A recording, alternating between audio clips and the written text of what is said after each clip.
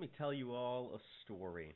So, I was walking around Toronto recently, went to my local Indigo bookstore. For those of you who don't know, Indigo is just a really big book retailer. It's basically Barnes and Noble. Anyways, I went to the relatively sparse horror section looking for, well, some good modern horror to read. And lo and behold, but did I find something. Something that I didn't expect at all. Ta-da! The NoEnd House. Now, as an avid reader of internet fiction, of creepypasta in particular back in my day, I was very interested in this title. Of course, many of you will be familiar with NoEnd House.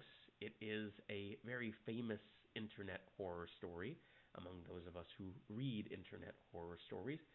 So immediately I thought to myself, this must be a novelization of that beloved creepypasta. Well, there were a couple of problems with this theory of mine. First one being that the name of the author was wrong. This book is attributed to one Jeremy Bates, which is most certainly not the name of the author of the original NoEnd House. Secondly, as I looked around on the back cover here, I wasn't able to find a single reference to the story NoEnd House. In fact, if you go to the back here and check the author's information, you get some information on where he lives, what his inspirations are, what awards he's won, but there's no reference to that original creepypasta. Nonetheless, when I read the premise on the back of the book, it did seem close enough to NoEnd House, so it did seem plausible that it was some kind of adaptation of that work, perhaps given to another author to do for some reason. I know that the rights around this story are not exactly very clear because it was adapted into a TV show, for those of you who don't already know. There was a sci-fi TV series quite a while back now called Channel Zero that actually adapted NoEnd House. So, to my mind, it seems strange because, well, clearly the author of the creepypasta then gave them the rights to make that TV show, and where then do the rights go after that? This I can't tell. However, what I can tell you is this. From all of the evidence that I can find, this book, The NoEnd House, has absolutely no relation to NoEnd House in the sense of rights being passed on or being an adaptation or anything like that. However, the exact same title and terminology, and also several similarities in the plot of these two stories definitely got me thinking about whether we could call this an adaptation or, if we wanted to be a bit spicier, an act of plagiarism. So I did the only sane thing that I could do. I supported my local Canadian best-selling author, and I bought his book. And then I made the decision to see. We're going to see just how much this resembles the creepypasta that I remember from all those years back and that I love so dearly. What I ended up finding during my reading was something that I really couldn't expect at all. A book that borrows elements from the online creepypasta story, but in so many other ways is completely its own beast. Now, the question is it a good beast? And, well, let's talk about it. I'll start by saying that I've never read a Jeremy Bates story before. I have to admit I'm out of the loop, but he does seem to be a rather well-respected horror author, And I'm going to start off by saying that the prose in this book is, at worst, competent, at best, actually quite beautiful. So I have to give Bates credit there. In terms of language, this is quite a well-written book, and in fact, I would compare it favorably to NoEnd House, again, the creepypasta that I believe this book, at the very least, took inspiration from. This book is actually filled with pretty high-quality descriptive language. Everything's very easy to visualize within the mind's eye, and it was very easy to follow as well. So I have to say, in terms of all the basics of writing, consistency, use of the English language, and even just things like spacing out the text, formatting, everything was actually quite good. Any problems that I have with this book are not on the fundamental level. It's clear that we're dealing with someone who knows how to write. I just want to get that out of the way in case I'm going to sound a bit too negative later on.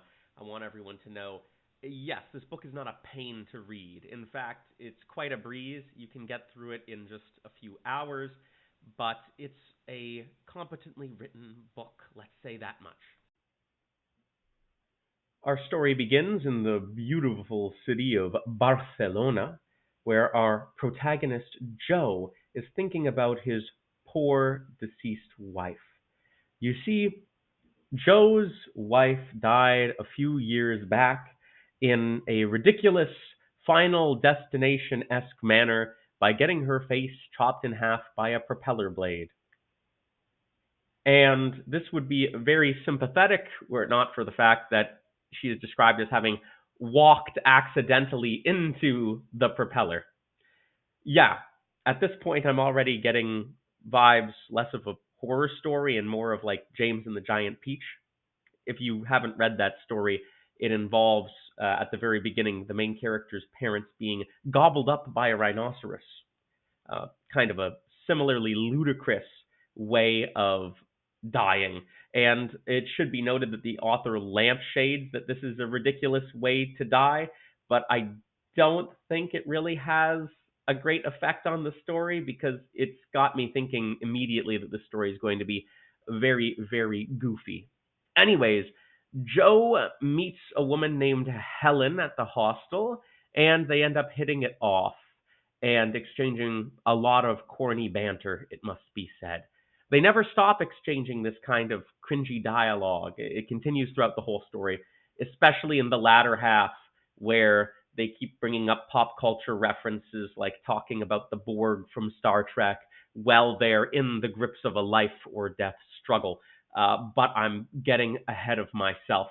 Anyways, the two end up hearing about the NoEnd House. There we go. Said the title. It's right there. A place where they can stay the night to win a large cash prize. Now, in the original story, you'll remember perhaps that it was $500. Here, adjusting for inflation, maybe it's 5,000 US dollars. So they decide to go there together and try the challenge just for fun. They are greeted by a Spanish lady, I suppose that's the term, a Spanish aristocrat by the name of Doña Isabella, who tells them that they must complete all 9 rooms in order to claim their prize. Once again, if you read the original story, 9 rooms, you kind of get the idea. However, if they give up on the challenge, they must forfeit their immortal souls. No, and I mean like literally. If you go through the book here, there is literally a page that says, yes, here it is. Right here at the very bottom. You forfeit your soul if you give up. Which, of course, is played off as a joke, and it does seem innocuous enough at the time. But again, I'm not really sure why there is a soul clause in there, because we as the audience know already that, yes, probably their souls are at stake. I don't know why the villains have to be so cheesy about it. Anyways, from here on out, the plot unfolds as one might expect. Each room presents a different challenge to our protagonists, with them starting out as simple games and getting gradually more difficult, and also much less like traditional rooms. In our first real challenge, for example, they must guess what certain morsels of food are by touching them. Kind of like that old Halloween game where someone says, "Ooh, these are the brains," and it's actually spaghetti. In fact, it's exactly like that. In another challenge, they need to guess the ages of certain people's faces. These early games come with consequences for the characters. For example, when Joe guesses one of the foods wrong, he has to give up an organ to the man running the game. And then when Helen guesses ages wrong, she has to give up some of her life essence to the person running the game. And again, it's pretty good at the beginning. At first, it really does seem like this is all just talk. This is all just baloney that the actors are coming up with and that it's not real. And the characters don't believe it's real because why would they? It just looks like a haunted house to them. So, this part of the story was actually a pretty enjoyable enough read, as Joe and Helen go through the early challenges, feeling basically at ease, as though they are in a normal haunted house, and only noticing small signs that things might be a bit off. Some of the things that the actors say, the way that the actors look at them, everything seems a little bit strange. Everything seems a little bit too targeted directly towards them. And this is actually probably one of the best parts of the story. Well, I did appreciate the writing in the earlier parts of this story. Things kind of go south later on. The first few rooms provide a palpable sense of things being not quite right. Joe and Helen come across various NPCs who give them puzzles to solve and consequences should they fail. The nature of those consequences is very cool, in my opinion, and they are foreshadowed quite well. For example, the merchant says that he will take the organ from Joe when he pleases. He doesn't really want to do it right away. Much the same thing, we don't see the aging effect happen to Helen until a bit later into the story. So these things were pulled off quite well. I like that the punishments felt like threats that might be made in a typical haunted house attraction and not be taken seriously by the contestants. Now, there is room number 2, I believe it is, which has a Nazi midget in it. Yes. It actually fits into this part of the story where things aren't meant to look that serious. Again, if you went to a really tacky haunted house, Nazi midget could be one of the things that you see there, perhaps. Unfortunately, this character ends up reappearing later in the story, and we're supposed to take him basically dead seriously and view him as a legitimate threat. Anyways, it's about by the 5th room that I feel like things start to unravel for this story. The rooms start to become kind of ridiculous and contrived and completely drop the consequences that I thought were so interesting in the first few rooms, because the consequence just becomes immediate death as we move on into the story. Again, kind of getting into spoilers for the end of the story here. Room 9, the final room, is especially disappointing in its lack of originality and just not being scary at all. I don't really feel like this is a horror novel by the time I was finished reading it, but since it's being sold and marketed as such, I feel the need to remind people that it really is not scary, especially in the latter half. I feel like the author had a ton of good ideas for frightening situations, and then he does his best to defang them himself. For example, there is a point in the story where Joe and Helen are teleported back in time to the Jurassic era. And this would be terrifying for most people, right? You are now stuck in a realm of dinosaurs, Tyrannosaurus. Well, actually, no, if they're in the Jurassic, it wouldn't be Tyrannosaurus Rex. Okay, so not that. But They're in a realm full of dinosaurs, right? You can think of this like Jurassic Park, but even worse because you've literally been teleported to the past. This is terrifying. And then they get a friendly Tyrannosaurus Rex who helps them. Later on in the story as well, Helen and Joe are trapped in the room with Helen's father who abused her as a child. And this would be really scary, except it's not like he has a gun or anything. He's just a dude, and they outnumber him 2-1. And then finally, we get to, again, room 9, where our protagonists are forced to fight for their life against a gauntlet of other competitors, which, again, would be really scary if it weren't for the fact that they're always fighting them 2-on-1. And they have weapons as well. Of course, one of them has a katana. Of course. Each challenge occurring in the latter half of this book is basically just a gauntlet of problems that appears only to be immediately solved by the protagonist with rather little difficulty. This is all linked into the book's premise, which is that the rooms of the NoEnd House are created by the protagonist's minds, and that the mind always gives them a way out, which would be really cool if it wasn't just so banal in the way that it is presented. One element of great horror stories is that they often incorporate the character's past trauma into the tale in some way. There is some kind of connection to be drawn between the character's pasts and the situation they're in now. Now, Jeremy Bates attempts to set this up in his story through numerous flashbacks to Joe's earlier life. The problem I had with these flashbacks is they didn't really seem to have any relevance to the plot or affect anything in the present much at all. In fact, certain elements, such as Joe's wife having cheated on him in the past, come off as just filler. They really have no bearing on events in the future.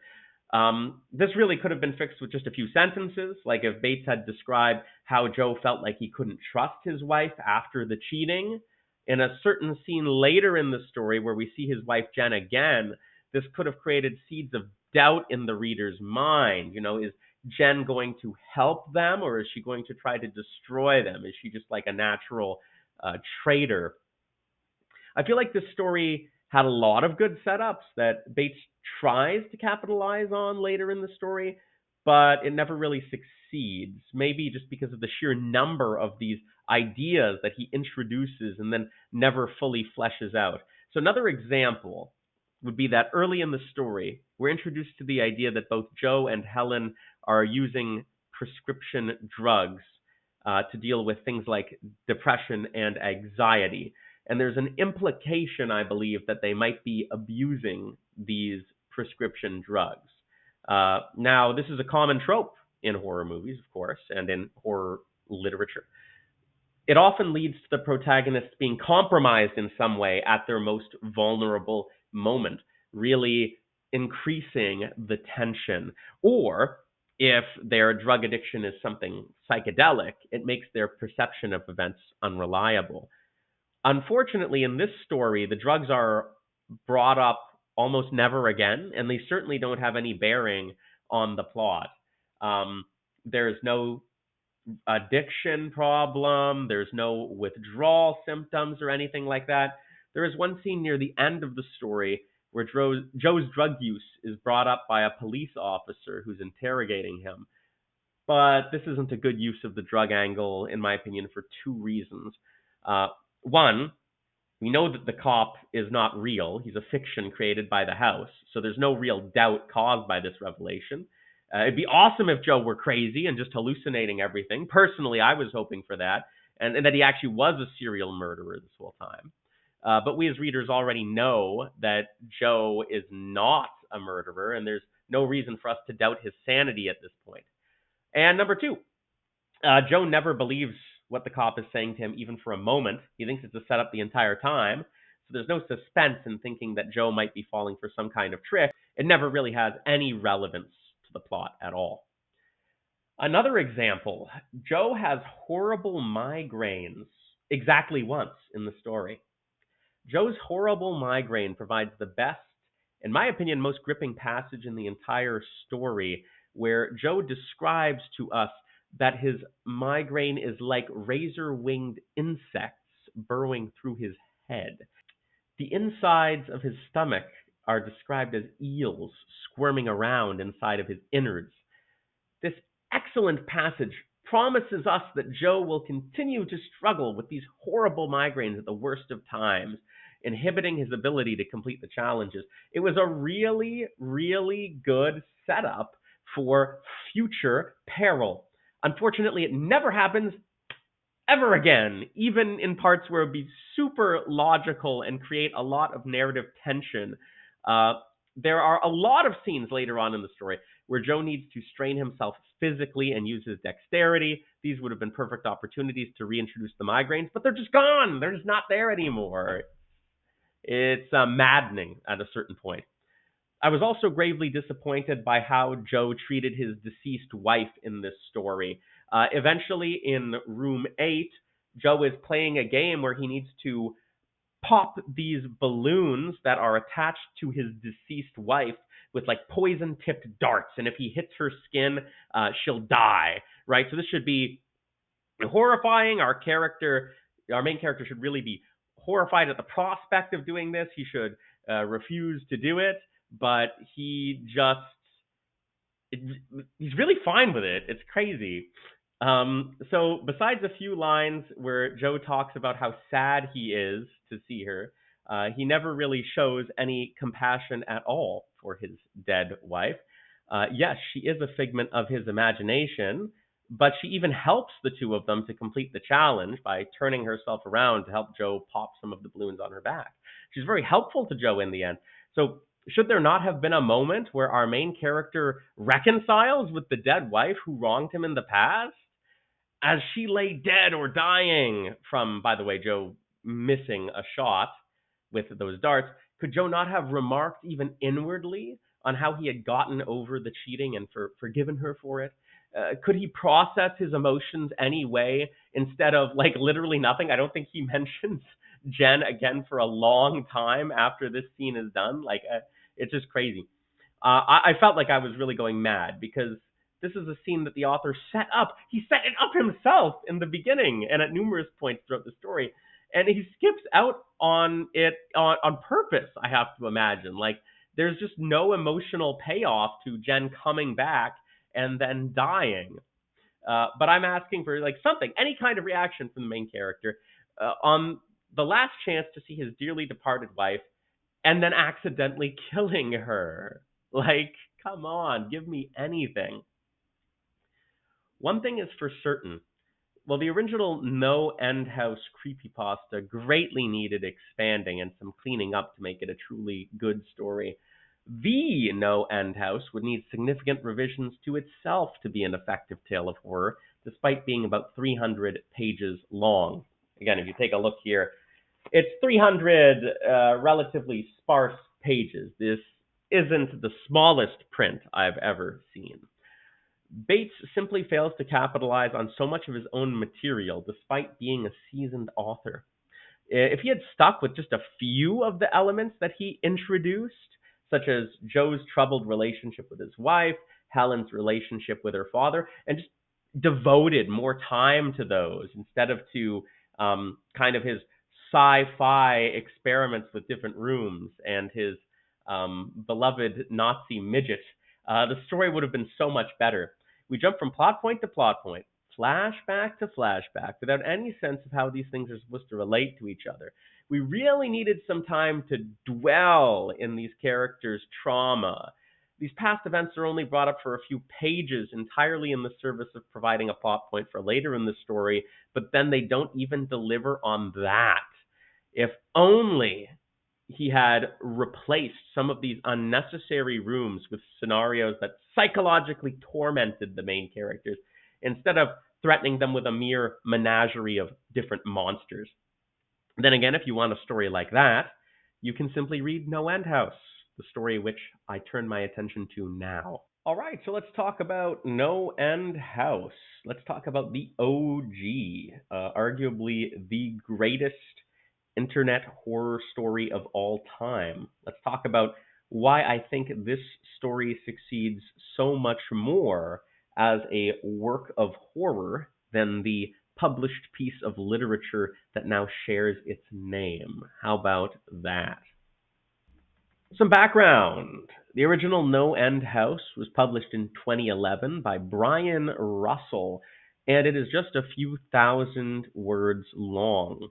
At this length, you would not expect it to be able to compete with a novel or even a novella in terms of detail, character writing, and so on.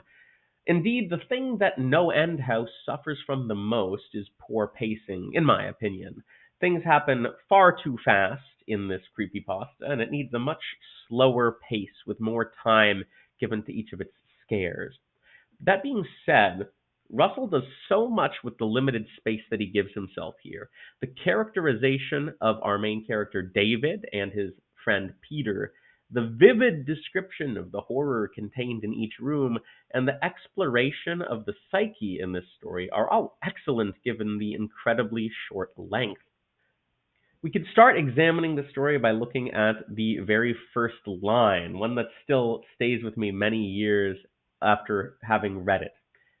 Let me start by saying that Peter Terry was addicted to heroin. It's a fantastic opener, and it gives us an idea of what our story is really about. If I can compare it a little bit to the beginning of the NoEnd House. Memories are a double-edged sword. I have beautiful ones with my late wife Jen, and I have terrible ones as well. I can recall her face and smile and laughter whenever I want, but I can recall the accident and her slow death whenever I want also. Often I don't have control over which memories, the good or the bad, will fill my head on any given morning, afternoon, or night. They simply appear uninvited, and in the case of the bad ones, they stick around for far too long. It's not bad, but it's not fantastic either. Whereas just this one wham line at the beginning of NoEnd House gets me invested right away.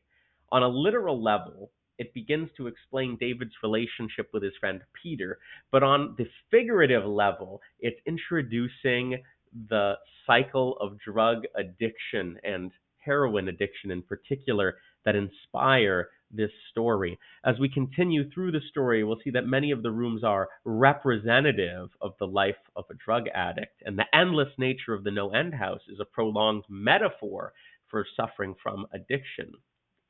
The story is mercifully bereft of human interaction. Our main character, David, enters the NoEnd House after being informed by his friend Peter and follows a sign bidding him to enter the first room. From there, the story creates an atmosphere of utter isolation.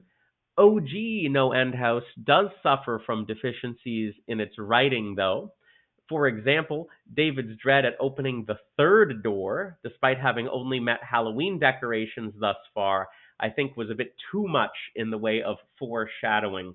However, when we get to the third room, it's a perfect level of off-putting imagery. David walks into a room where he is missing his own shadow, and other items in the room have additional shadows. Nothing physically threatening as of yet, but incredibly unnerving and obviously supernatural. However, we also just have scares going away too quickly, right? The fourth room, for instance, a room of complete darkness, just again unveiled far too quickly. All the rooms suffer a little bit from the length of the story, and also from David kind of giving things away ahead of time, which I understand because he is a narrator speaking about things that happened to him in the past. But some things, some details should have been left out. I generally found the psychological approach to horror embodied in the original story much more effective than the type of horror we see in the NoEnd House. The monsters in Bates's story, again, the NoEnd House, include dinosaurs, Jason Voorhees, a pedo, and a Nazi dwarf, all of which might have succeeded as monsters if they had been written with a little more care. The monsters in the original NoEnd House, on the other hand, are both more inventive and more frightening. One line that really embodies the original story comes from the fourth room, with David saying, "I wasn't even scared I was going to die. I was scared what the alternative was." This line echoes the works of people such as Lovecraft and Blackwood, if I need to bring up some names, and I feel like it really rings true. The fear of being not just killed, not just tortured, but altered in some way is one of the most powerful in all of horror fiction. Again, Bates's story had the opportunity to do this, especially with the fates of those who failed the NoEnd House challenge, to talk about what it might mean to lose one's soul to this place. But again, this is left unexplored or just flat out denied. Anyways, the best scares in the original NoEnd House comes from room 6, where the exit doors simply disappear. Any attempt at escaping is gone. The NoEnd House also features disappearing exits, and we do have some moments of despair as our protagonists are unable to find the exit. But in this original story, it's done so well because David is by himself, alone in a box. There's confinement, there's claustrophobia, there's no one there to comfort him. He's all alone. He scratches at the walls animalistically in a desperate attempt to force an exit. There's no way out. He's at the mercy of the NoEnd House, and it eventually lets him go, only so that he can continue on.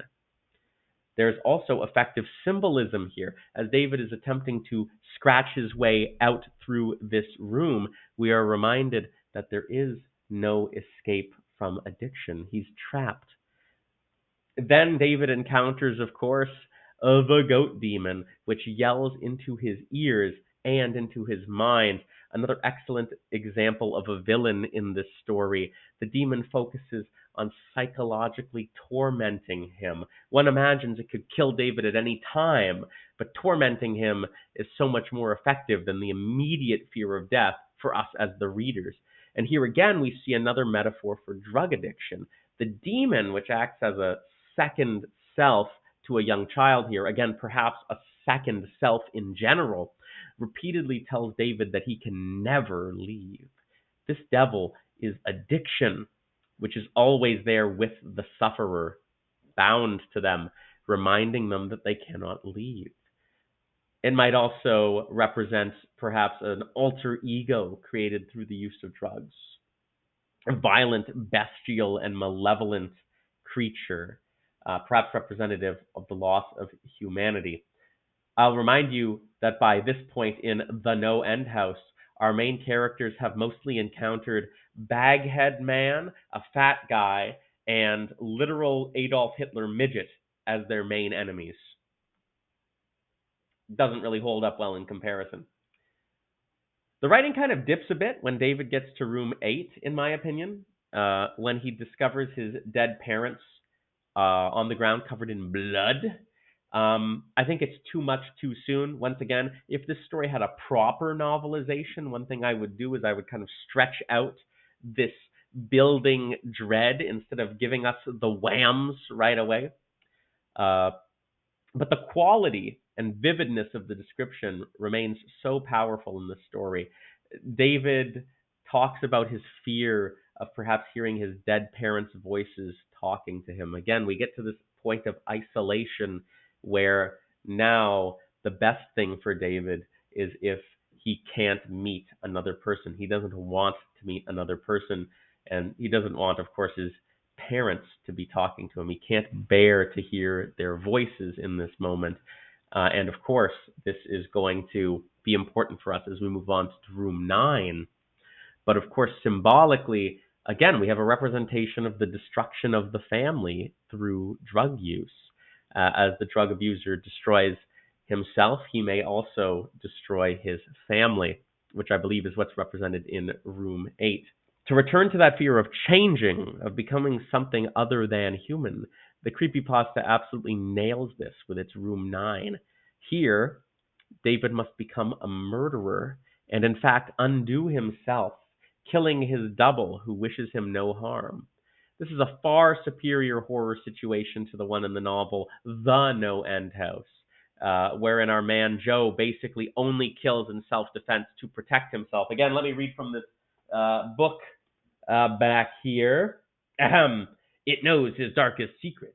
It feeds his greatest fears. It makes him do things he would never do, and there is no end to what he will do to make it out alive. This describes David in the original NoEnd House. It certainly doesn't describe Joe in the NoEnd House. He really doesn't do anything except kill in self-defense, I guess, which is just terrible, apparently. It simply doesn't work that well because there's never even an implication that our narrator Joe would kill in order to escape his situation. In fact, his sanity is completely intact by the end of the story. We never get this idea that Joe is slipping at all. Compare this to original NoEnd House. David has no choice. He must kill. He must kill himself. There's no way that he can escape except by, yes, killing himself. You get the idea. Once again, what is the escape for the cycle of self-abuse? It's a very dark conclusion to come to. This isn't Saw. It's a mental prison that captures the foolish and the desperate. David does the unthinkable. He kills himself, in a way. As he returns home to see a number 10 upon his door, we realize the last part of our extended metaphor. There is no escape. For the addict, momentary freedom might be easily taken away. Freedom cannot be earned by the individual. Perhaps it can be gained from outside, but the addict is not able to free himself. Again, on a greater societal scale, self-destruction, as David enacts in Room 9, cannot stop the problem. It doesn't work. For our purposes, it's irrelevant whether the door marked number 10 at the end of the story is real or not.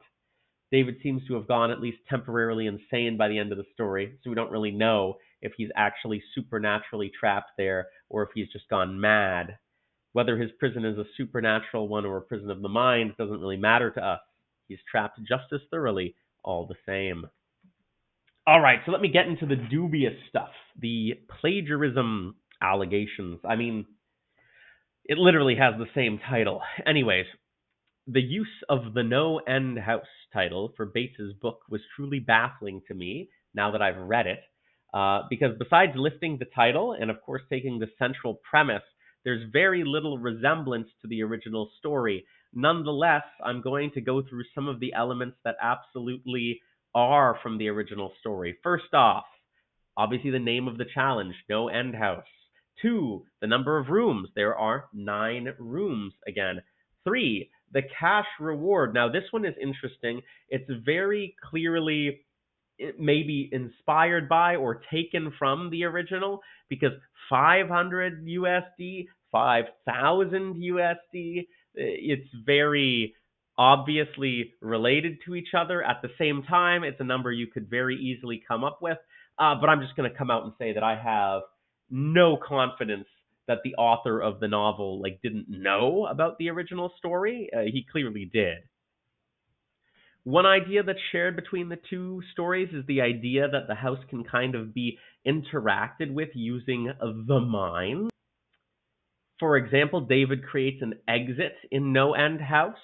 He creates the exit into room 7, basically with his mind, whereas in the NoEnd House, Joe and Helen learn that they can influence what they experience in the rooms by thinking intentionally about things as they cross the barriers. Thank God this never went into full-on, Nightmare on Elm Street, the Dream Warriors territory, where they're just Green Lantern inventing things to fight monsters with.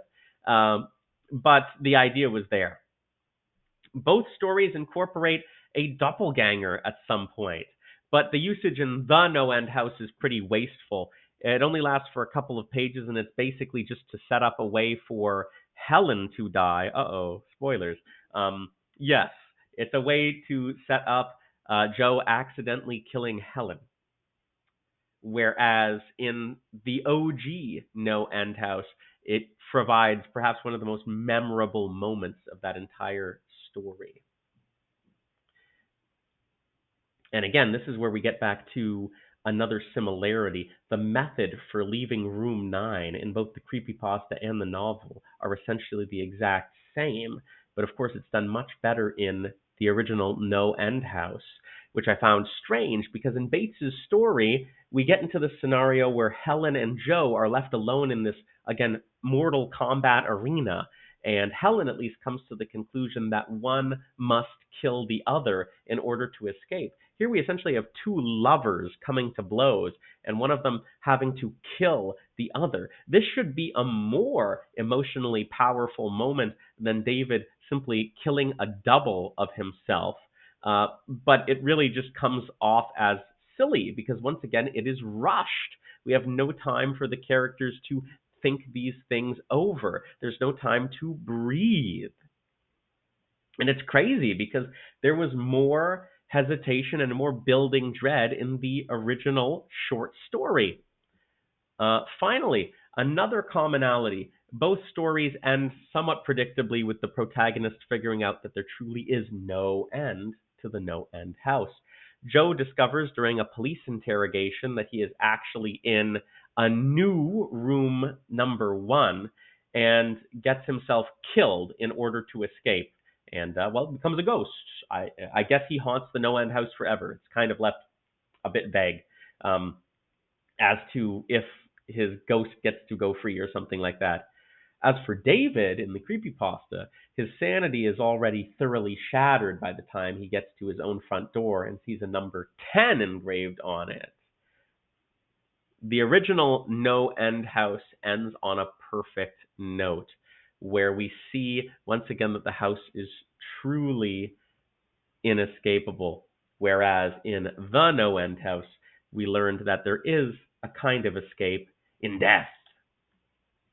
Regarding these two stories and comparing them, No End House and The No End House, I found myself in awe of the fact that a professional author was able to take the title and premise of a creepypasta and publish a work that is frankly inferior in most ways. I'm happy that in the end this turned out to not be an act of simple plagiarism. I'm glad that in the end, Brian Russell's creation was not stolen whole cloth and published by an unscrupulous publisher. It's a testament to his skill as an author that his story will remain one of the classics of online horror. As for The No End House, this book is an anomaly to me. It's original enough to be its own work, but all of its marketability comes from sharing a name with a superior work of fiction readily available for free on the internet. To conclude, I can unfortunately in no way recommend The No End House. It is a mixture of good ideas and bad execution. It lacks psychology and pathos, which the creepypasta of the same name has in abundance.